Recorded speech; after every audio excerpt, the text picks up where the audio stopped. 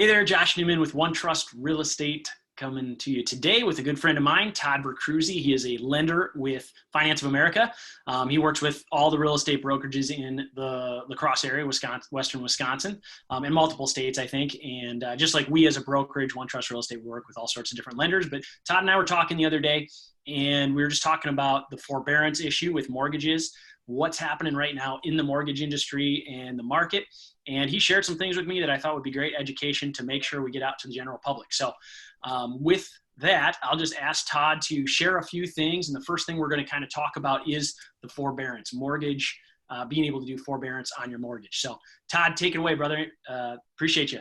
Yeah, for sure. So first off, Josh, thank you very much for having me on this quick meeting here call. But there's a lot of talk going on in the market right now about forbearances, and there's a lot of some good information out there and some information that's kind of misleading. So we want to talk real quick about kind of where things are at with forbearance. Well, the forbearance is set up really for if you exhausted all of your other options. I'm talking if assets, communicating with other companies for utilities or whether credit cards, things like that. The forbearance, it can really have an impact on long-term financial goals for yourself.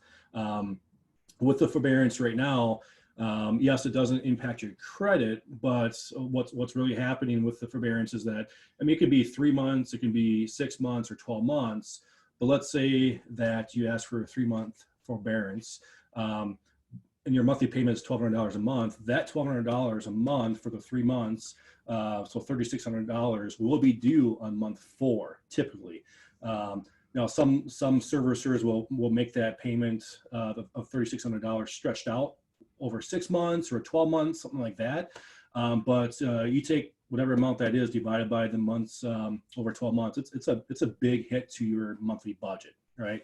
So basically, if you can, this is where you live, for yourself and your family, you can make that monthly payments. Forbearance is really for last result to avoid more issues then, right, Josh? Going through this, a lot of people are getting stimulus checks or things like that for this reason, to keep you in your house and on track.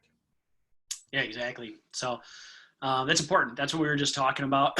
Understanding. Can you real quick just give us a brief structure of how it works with you as where the lenders are at, where the servicers are at, and then Freddie, Fannie, or whoever's buying the servicing on that?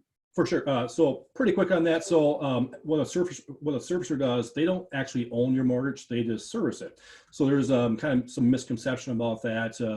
But the servicer legally has to still pay Fannie or Freddie or HUD, FHA, VA. So the payments just don't go away, right? So unfortunately, they're stuck with making their payments, and that's why the payment for yourself for the mortgage just doesn't disappear, right? So it's not free money. The servicer is still stuck paying your mortgage to their investors on that part. So. Yeah, appreciate it. That can be confusing, and ultimately talk to your lender about that.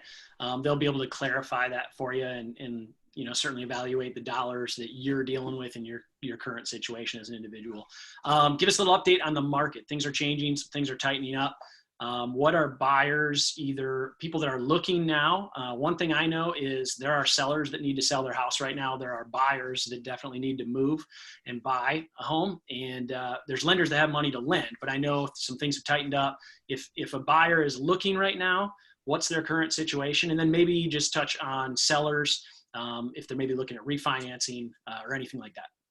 Yeah, good point, Josh. So over the last few weeks, we've seen a big change in the mortgage industry on our side, and not just here, but just overall, the industry has taken a pretty big hit on tightening things up, which, the whole reason is that there's a lot of people losing their jobs or getting, laid off temporarily, that kind of thing. And so lenders are going to, of course, tighten things up because there's a lot of uncertainty in the market right now, right? So, if you are pre-approved or talk to a lender in the last a few weeks or a month, couple months in the past, make sure you reach out to them just to make sure that nothing has changed. So you're not looking at a house and realize that you're no longer approved for it and you can't get it, or something changed for a down payment, that kind of thing. So just communicate with them.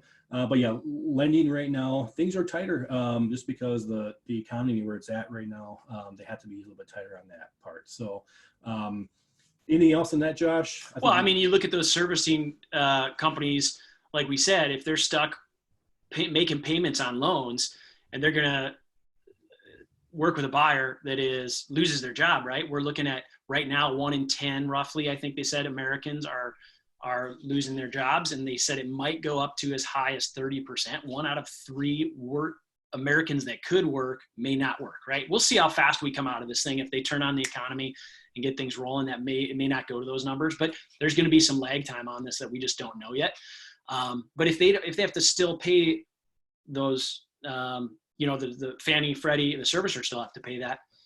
That's why they're rechecking and tightening up the requirements. They got to make sure buyers are credible and that are secure, that their jobs are not going anywhere. Correct. I mean, right now what's happening, a lot of people are buying a house or refinancing, and then that same day or shortly after, they get furloughed from their job and then asking for forbearance right away. So it's a huge expense for the company.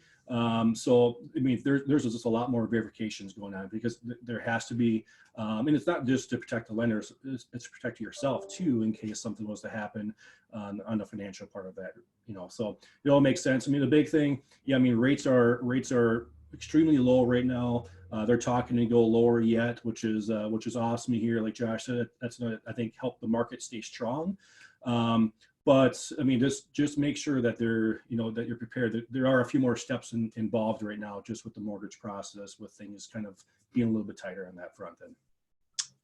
Awesome, man. Well, I appreciate your wisdom. Again, if you're a consumer out there and you're a homeowner, if you're looking to refinance, or if you're a consumer that's looking to buy or upgrade houses or downsize or whatever it is, make sure you're talking to a lender, because it changes every day. And I know, like I said, the market is certainly active. Rates are great. That's keeping things moving.